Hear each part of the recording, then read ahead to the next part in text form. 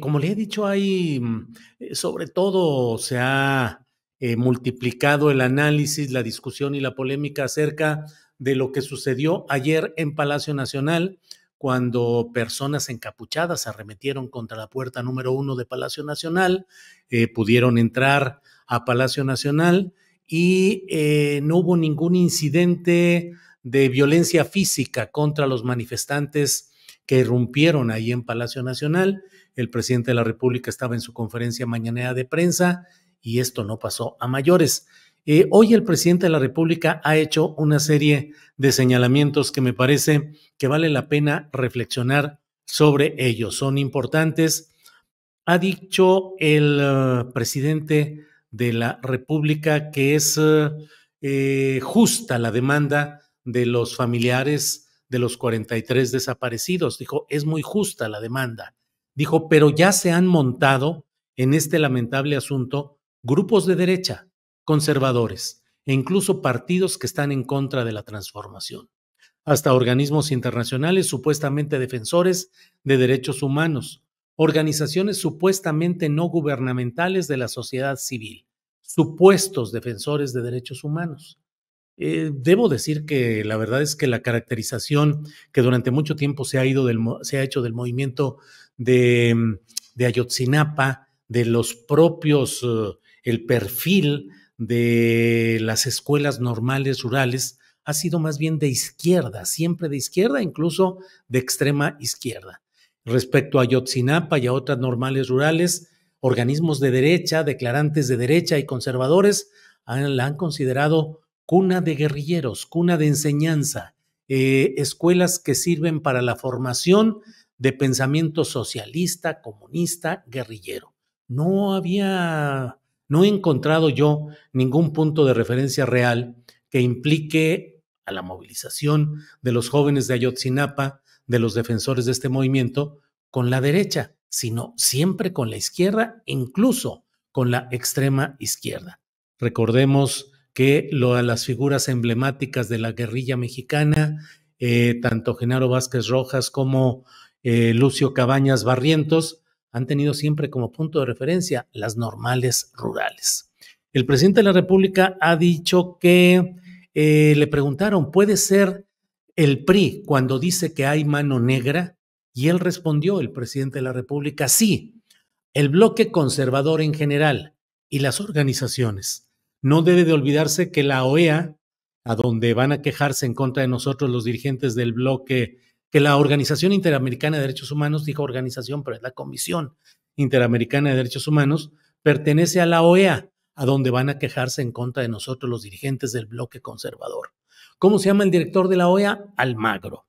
Ya he dicho y he precisado que el Estado mexicano, por la vía de su gobierno y de su presidente del turno, en aquel momento Peña Nieto, a quien nunca llamé presidente, pero para estos efectos así lo mencionamos aquí, el presidente de México firmó con la Comisión Interamericana de Derechos Humanos un convenio soberano, en ejercicio soberano del Estado mexicano, de firmar un convenio de colaboración para la intervención de lo que ha sido el grupo interdisciplinario de expertos independientes. Votado de escena por Peña Nieto en medio de señalamientos de responder a propósitos golpistas contrarios al gobierno peñista y cosas por el estilo, una campaña de desacreditación y descalificación contra el GIEI, y se terminó ese convenio y no se reanudó. Pero ha sido el gobierno del propio presidente López Obrador el que firmó nuevamente para que ese GIEI, dependiente de la Comisión Interamericana de Derechos Humanos y de la Organización de Estados Americanos, volviera a escena para darle seguridad y confianza a los padres de familia. Y luego ha sido votado también de la misma manera en un escenario de desacreditación, de descalificación contra los integrantes del GIEI.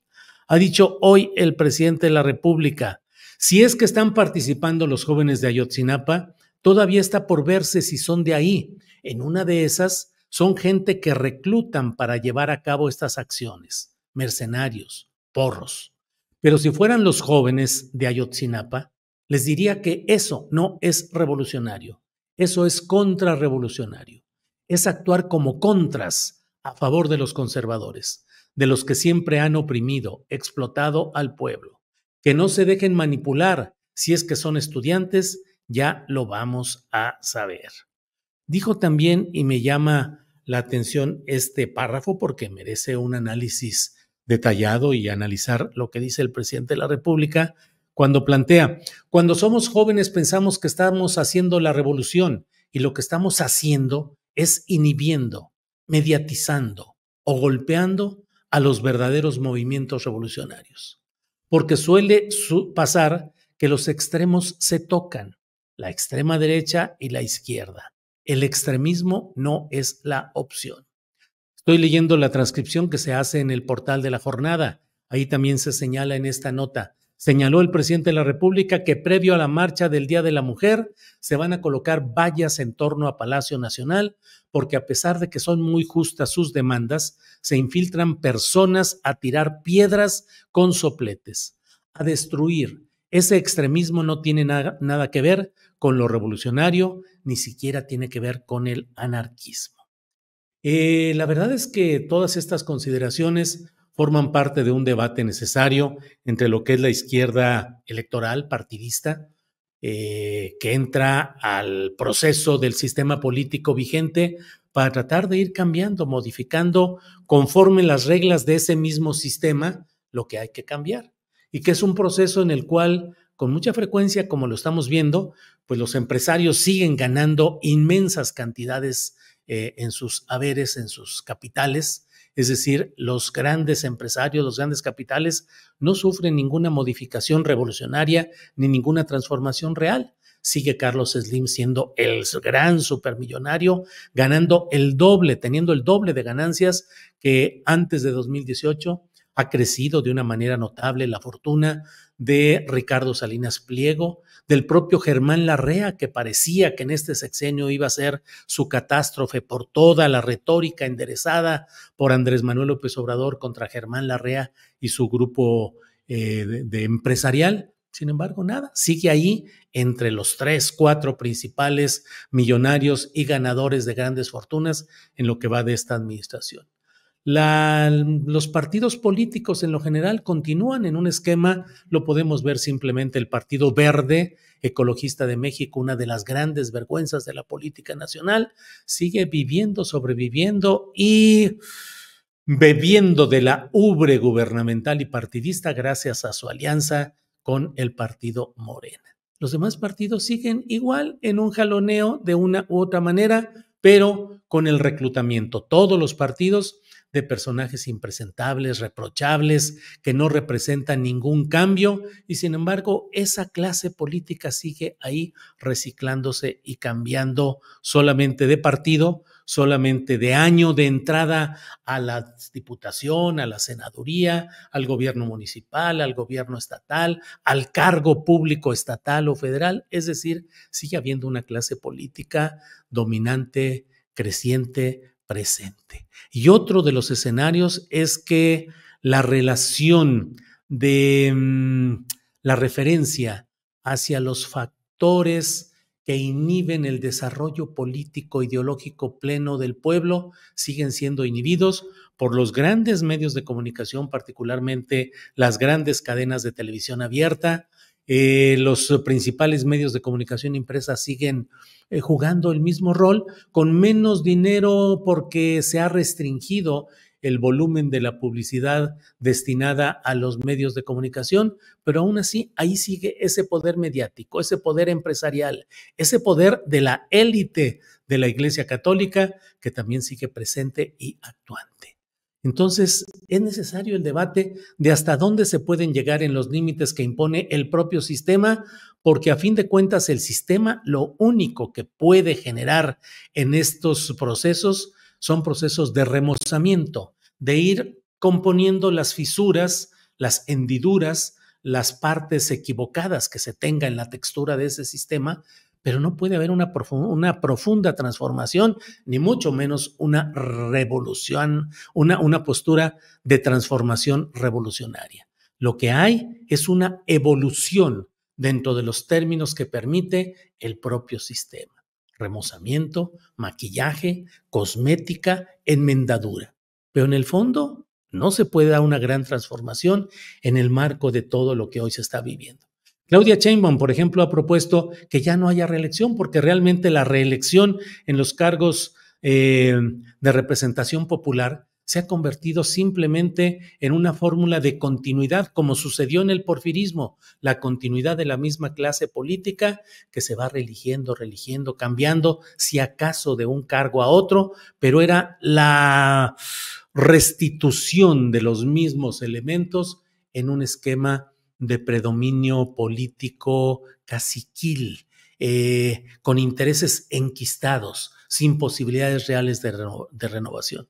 Claudia Sheinbaum, y me parece una jugada táctica importante, la de proponer que no haya reelección, pero quienes tendrían que apoyar una propuesta de Claudia Sheinbaum en caso de que ella sea, como todo apunta, la próxima presidenta de México, eso lo tendrían que apoyar los propios partidos políticos que están integrados por los personajes que se pasan de un cargo a otro, de reelección en reelección. ¿Se podrá cambiar eso con la misma clase política?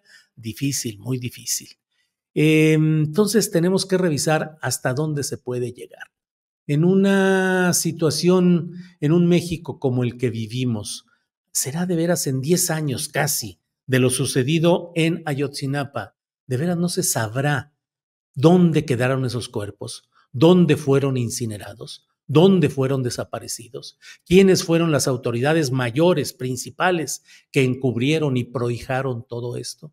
¿Cuál fue el caldo de cultivo de los intereses de corporaciones policíacas municipales, estatales, federales? Recordemos que ahí fue comisario durante largo tiempo García Harfuch. Y desde luego los elementos del Ejército, de la Secretaría de la Defensa Nacional. A estas alturas no se sabe, no se conoce, después de tantas investigaciones, declaraciones de la recurrencia a la tortura durante la administración de Peña Nieto, Murillo Karam y de Tomás Cerón de Lucio, no se ha sabido. Resulta difícil pensar que así sea. Y resulta, a la luz de lo que se ve, que pareciera que la colusión de intereses, de altísimos intereses, de gobierno federal, de los mandos más grandes, los mandos más altos militares durante el peñismo y el gobierno federal peñista, sabían lo que había sucedido y decidieron en un pacto de silencio de las alturas disolver, diluir, excluir la indagación a esas alturas. La gran esperanza que provocó el presidente López Obrador cuando llegó al poder y después de su compromiso de esclarecer, investigar y resolver este caso, pues ha quedado en una situación deficitaria. Y ante ello hay un hartazgo, hay una indignación de parte de los familiares y particularmente de los grupos de activistas, sobre todo jóvenes que acompañan este movimiento. Entonces vamos a seguir atentos. Creo que sería muy importante fijar fecha ya para ese diálogo que ha ofrecido el presidente de la República, un diálogo del presidente de la República que creo yo que no puede ni debe ser condicionado. Es como si los padres de familia le dijeran al presidente de la República que no quieren reunirse con él si le acompaña determinado funcionario o servidor público y que no se reúnen con él si la reunión no se realiza bajo ciertas condiciones. El presidente tiene que reconocer que los ciudadanos tienen el derecho pleno a hacerse asesorar por abogados, por contadores, por profesionistas, por organismos que deseen que les acompañe en la observación y el diálogo de su lucha. Un diálogo directo, como lo quiere establecer el presidente de la República, no corresponde al ánimo de que pueda establecerse la continuidad de la lucha que hasta ahora han sostenido los padres de familia, acompañados de esos mismos abogados y organismos de derechos humanos a los que les tienen plena confianza durante todo este tiempo. Entonces, bueno, vamos a estar atentos a lo que aquí suceda. Vamos a ver qué es lo que sucede mañana en el Día Internacional de la Mujer, porque ahí está otro de esos ejemplos y lo he dicho en más de una ocasión. Se critica en las mujeres el que recurran a la violencia y a la expresión destructiva de bienes materiales a lo largo de las caminatas que han realizado. En su momento recuerdo el mucho enojo que hubo, el rechazo al arrojo de brillantina color rosa a un funcionario, si no me equivoco, de la Ciudad de México, que pues pretendía ahí echar un choro de que estamos investigando y se está analizando y vamos a realizar y próximamente y toda esa palabrería. Eh, lo que han hecho y lo que han logrado las mujeres, no hablo en el terreno burocrático, administrativo, gubernamental, sino en la lucha social en las calles, en la lucha cotidiana de las mujeres. Tendría la misma visibilidad si se mantuvieran en el rango de la lucha formal, de la lucha documental, presentar documentación, recurrir a las instancias judiciales, ir ante la agencia del Ministerio Público, esperar la resolución del juez, estar atentos.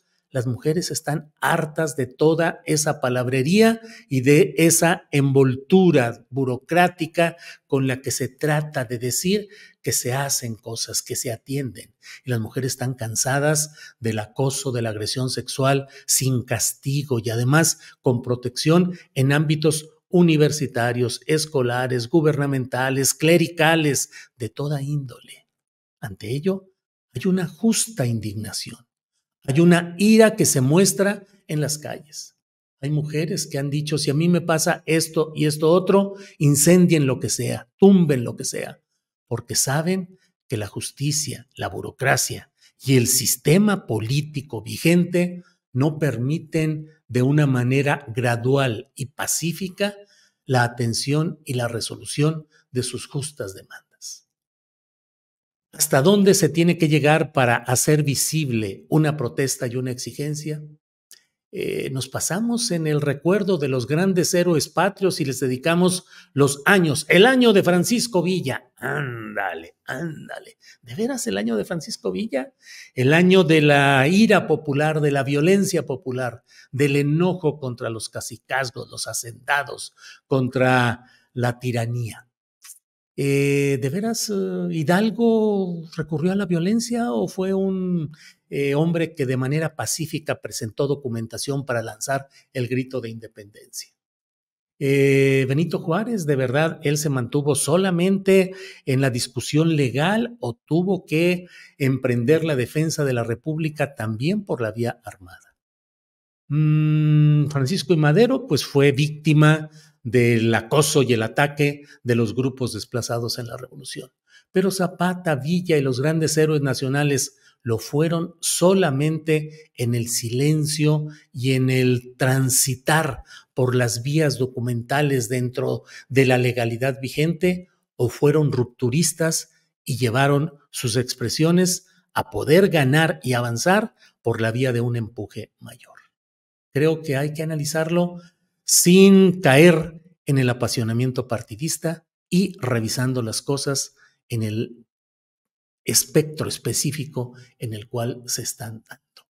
Ayer Ayotzinapa, hoy Ayotzinapa. Es lo mismo. Se exige verdad y justicia que no ha llegado. Ayer las mujeres, hoy las mujeres. Siguen luchando las mujeres y estarán mañana también en las calles.